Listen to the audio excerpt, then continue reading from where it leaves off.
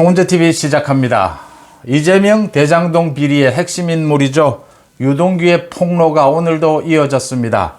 유동규는 오늘 기자들에게 자신이 버렸던 그 휴대폰 비밀번호를 검찰에 이미 제출했다. 그 휴대폰에는 텔레그램에는 10여 명, 그러니까 대장동 비리와 관계되는 이재명의 최측근 정진상, 김용을 비롯해서 10여 명의 대화방 서너 개가 있었다.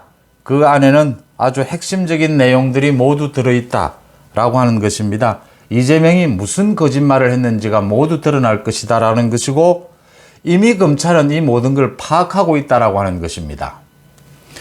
유동규의 이 폭로, 대장동 비리 말씀드리기 전에 오늘 오후에 열렸던 윤석열 대통령이 주재한 제11차 비상경제민생회의 생중계가 됐습니다. 어떻게들 보셨습니까? 윤석열스럽다? 윤석열 스타일이다 라고 보입니다. 굉장히 소박하고 진솔하게 지금 경제에 대해서 장관이나 수석들이 고민하는 모습들이 그대로 담겼다. 80분 동안 이렇게 보입니다. 11차 동안 열릴 동안 한 번도 생중계가 된 적이 없는데 오늘 처음으로 생중계가 됐습니다.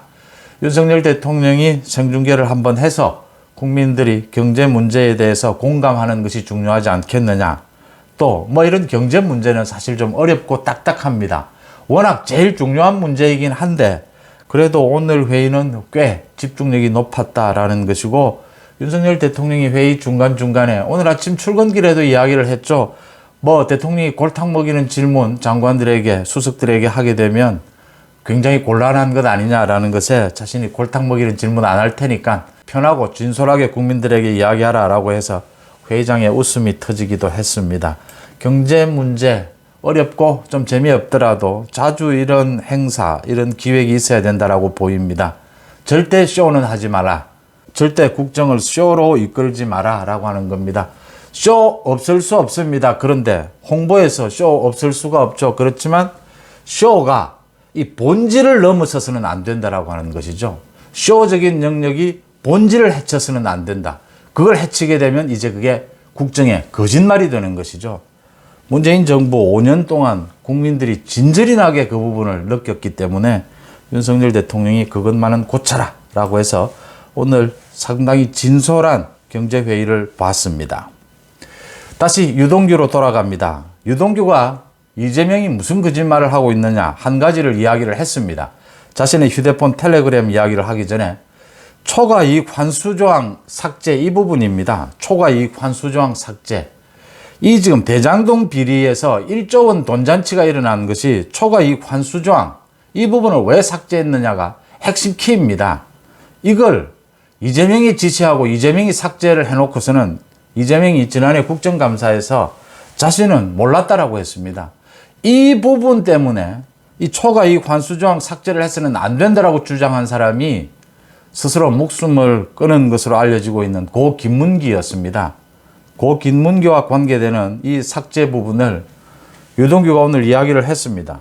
자신의 입으로 대장동이 단군 이래 공익 환수를 많이 한 것이다 라고 자랑을 하고서도 초과이익 환수조항 삭제를 몰랐다라고 하고 자신이 지시하지 않았다라고 하면 그게 거짓말 아니냐. 유동규가 오늘 이 말을 했습니다.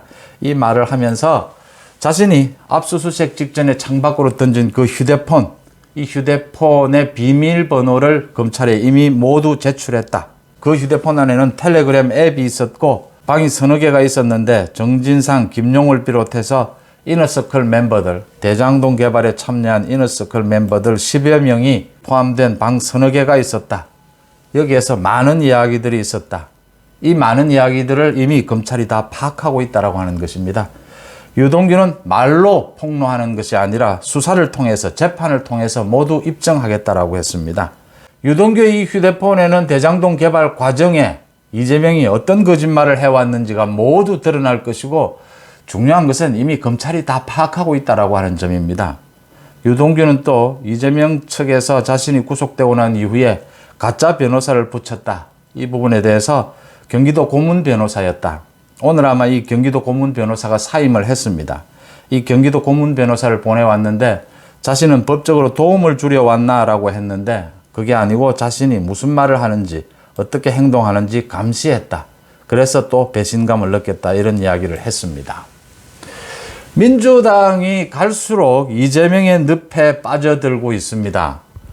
아마 이런 속도로 진행이 된다면 검찰이 적정한 시점에 이재명에 대해서 소환할 것으로 보입니다. 지금의 민주당의 태도로 보면 이재명은 소환에 응하지 않을 가능성이 높습니다. 이재명에 대해서 검찰이 체포동의안을 국회에 제출할 가능성도 높습니다. 모두 올해 안에 정기국회가 열리는 올해 안에 이루어질 가능성이 높습니다.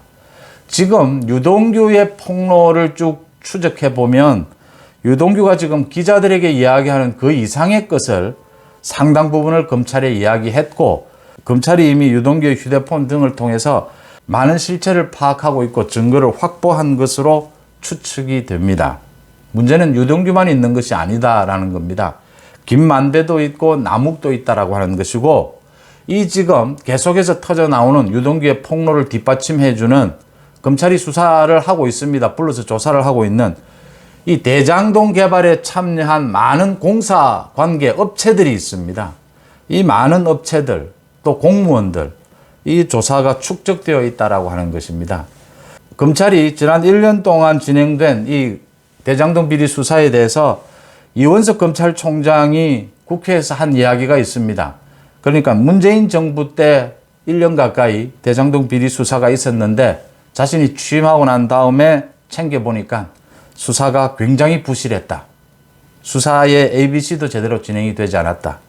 그래서 지난 7월 수사팀이 모두 바뀌고 난 다음에 거의 원점에서부터 수사를 다시 챙겼다. 그 결과가 지금 나오고 있는 것입니다.